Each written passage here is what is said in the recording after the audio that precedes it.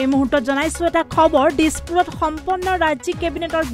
বৈঠকৰ অন্তত মুখ্যমন্ত্ৰী ডক্টৰ হিমন্ত বিশ্ব শৰ্মাৰ সংবাদমেল 5 নৱেম্বৰত ভূপেন হাজৰিকাৰ মৃত্যু দিৱস পালন কৰা হ'ব একেলগে 5000 শিল্পীয়ে গাব মানুহে মানুহৰ বাবে ৰৈ ৰৈ বিনালেৰ জিএসটিক লৈও বিশেষ ঘোষণা মুখ্যমন্ত্ৰীৰ SGSTৰ পৰা লাভ কৰা ধন ঘূৰাই দিব চৰকাৰে কলাগুৰু আৰ্টিষ্ট ফাউণ্ডেশ্যনক ধন ঘূৰাই দিব চৰকাৰে ৰাস কমিটিলৈ আগবঢ়োৱা হ'ব এককালীন সাহায্য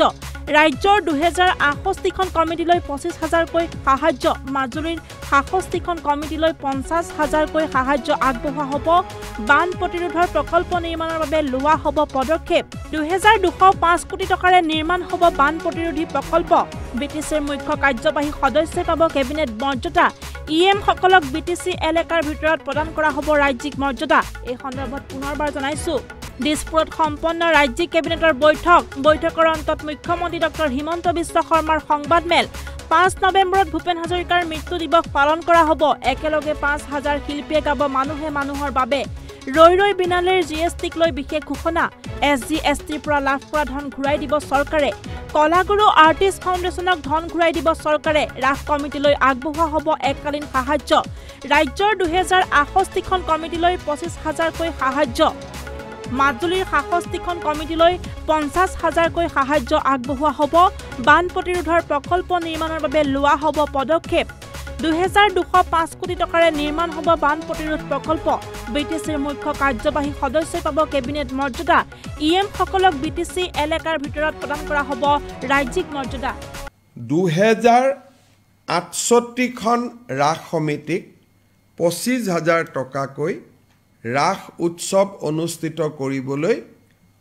এককালীন সাহায্য মঞ্জুৰি কৰিছে আৰু মাজুলীৰ যি 67 ৰাস আছে মাজুলী ৰাস সমিতি সমূহক আমি 50000 টকাকৈ দিবৰ বাবে সিদ্ধান্ত গ্ৰহণ কৰিছো মাজুলীৰ 67খন ৰাখে 50000কৈ টকা পাব আৰু ৰাজ্যখনৰ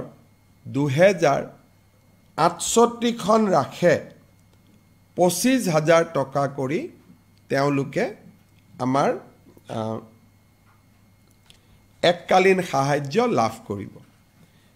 5 তাৰিখে যেনেকে ৰাস মহোৎসৱ অনুষ্ঠিত হ'ব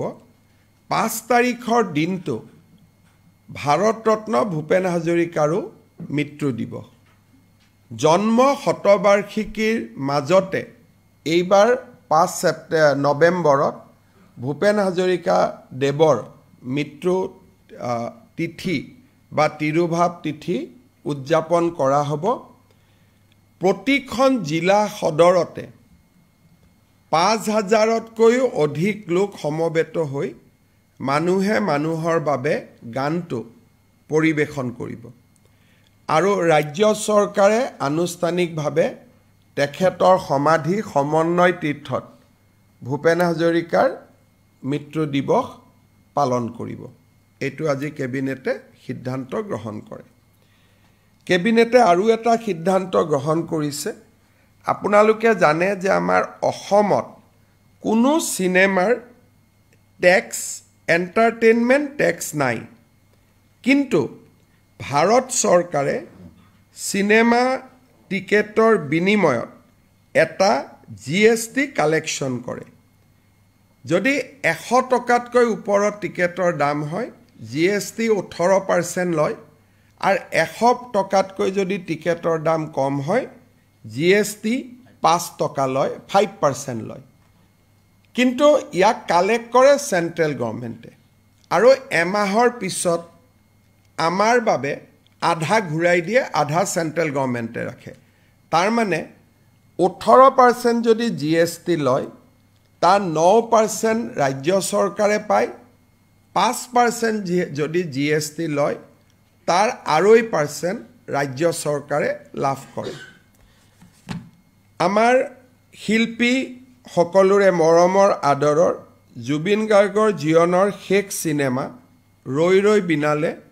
সিনেমা হলত 31 তাৰিখে আহিব যেহেতু ট্যাক্স এক্সেম্পশন দিয়াৰ কোনো প্ৰভিজন নাই কাৰণ ট্যাক্স আমি কালেক্টে নকৰো ভাৰত চৰকাৰে কালেক্ট কৰে গতিকে যিখিনি GST এমাহৰ পিছত আমালৈকে ঘূৰি আহিব,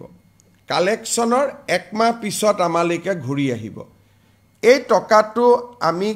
কি কৰিম তাৰ বিষয়ে আমি কেবিনেটত আলোচনা কৰিছিলোঁ।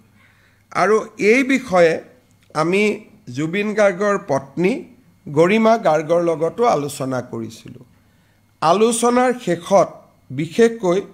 গৰিমা গাৰ্গৰ পৰামৰ্শ অনুসৰি এই GSTটো আমি কলাগুৰু আৰ্টিষ্ট ফাউণ্ডেশ্যনক উভতাই দিম।